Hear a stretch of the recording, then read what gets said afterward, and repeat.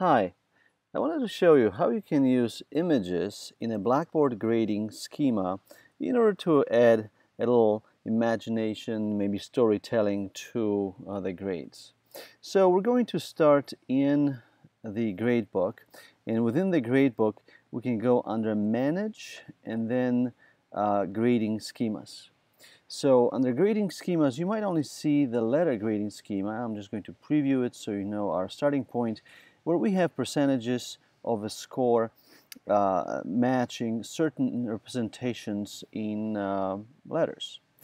So how can we change this into pictures? Well, we can do a copy, first of all, on the letter, and then when you go to edit the new schema, replace the letter representation with what is called a UTF8 character set. And so you'll start with an ampersand, then pound, and this happens to be a decimal value, and this happens to be a hex value. And many places will give you sort of the tables of these special characters. Here is one in the video in the About section. I'm going to link a couple of these places. You can then select specific pictures, take their values, and enter them into the grading schema. So students will not see these cryptic characters. They will see what's on the right.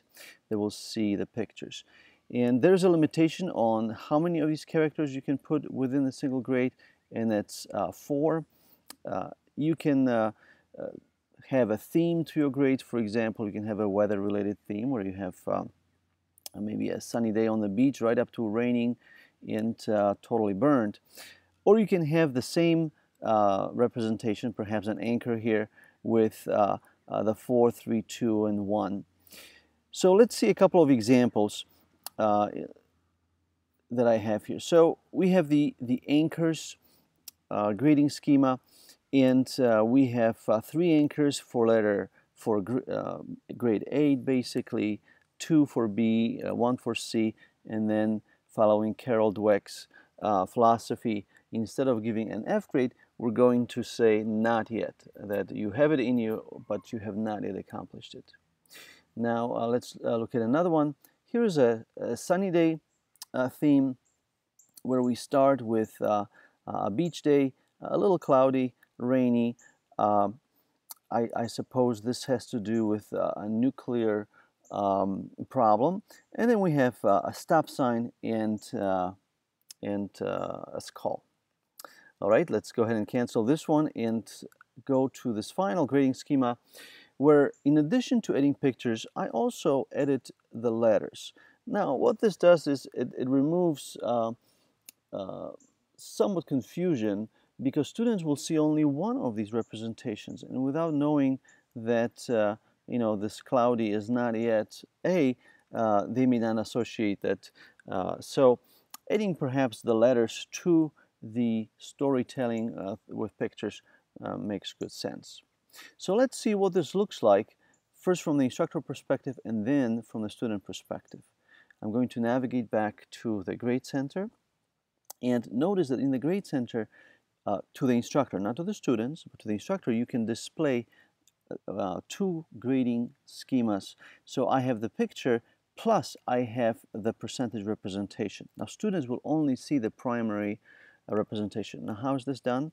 Well, inside of the column you get to choose the primary and then the secondary display. So let's go back here and see some of the other ones. This for Crocodoc assignment, the display is actually based on the anchors. So this is an F grade basically. In this instance, what's in parentheses is a letter schema that's displayed only to the instructor, and then the students only see the picture. And then we have a combination perhaps of displaying the score and finally displaying the combination of picture and a letter which is now visible to the student. Okay, let's go ahead and look at the student display. As a student now, I can see that my total score is a beach day. Again, makes perfect sense when you see all the other grades next to each other, but on its own, it just has a good feeling, I suppose. We have the not yet grade the skull, and so forth. So I think that if you were to use pictures in your grading schema, they should be in addition to grades, which will help to maintain a level of rigor and good communication with your students. Something to know about this UTF8 character set is that each browser will implement it slightly differently. So take a look at the display here in Chrome, and now I will switch to Firefox, and notice that the skull is slightly different, and the images are just a little bit different. They'll look different on the phone, but the idea should be there behind each of these icons. Well, I hope this was helpful to you, and we're looking forward to introducing more storification into the courses and making grades a little bit less impactful, a little bit less harsh, to show that there is certainly an emotion behind them as well. Thank you.